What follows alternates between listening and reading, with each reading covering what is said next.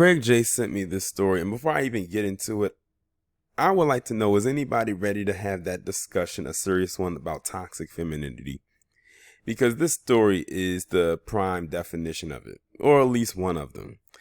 So this woman's name is Brenda Lee McKay, and she will most likely be facing a lot of years in prison for the major crime in which she committed.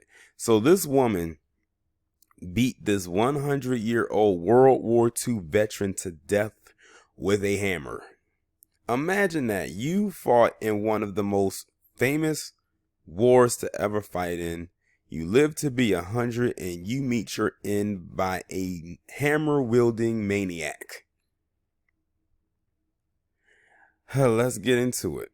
A woman beat a 100-year-old man to death using a hammer, say police in the city of Corning, New York.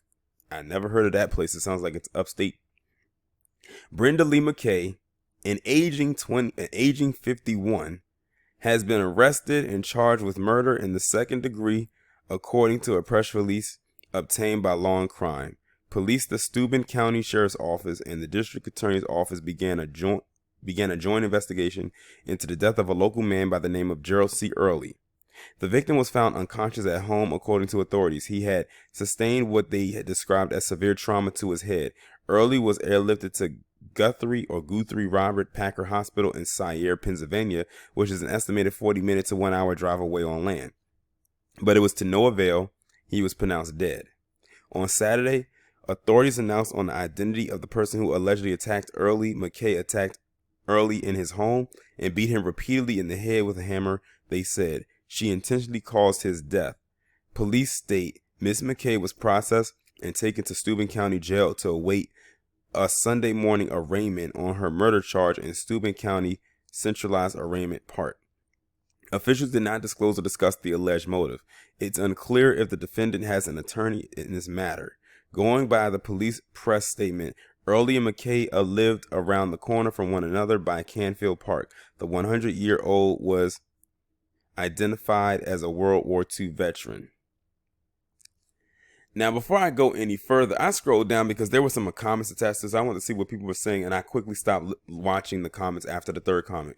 I swear, palm-colored people have a major issue of bringing politics into everything. Like, they literally said, oh, she looks like she's a left-leaning person. Oh, she looks like she might be Antifa. And this type of third looks like she's anti-Trump. I'm like, and the thing is, this is not the Yahoo website or anything like that, but the way that they managed to throw politics into everything, even on the basis of the fact that this woman murdered this man in the way that she did, it is astounding. But anyway, yeah, I can see this woman most likely going to jail possibly for the rest of her life. She's already 51, allegedly. That's a hard 51. I mean, what would make you get a hammer and just start beating someone over the head with it, like, for whatever reason? At this point, I usually sometimes would like to know the motive, but to be honest, I really don't care to know. Now, I would like to know, all those fake treats out there that claim that they love the wars and they love the veterans, are you going to contribute something to this man's funeral? If it needs something to be contributed to, probably not, because they said they figure the military is probably going to pay for it.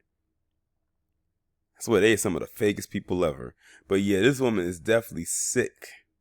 Most definitely. And she looks it too. Like, she looks like she's crazy. Like I said, if they look like they're crazy, 9 times out of 10, they most likely are.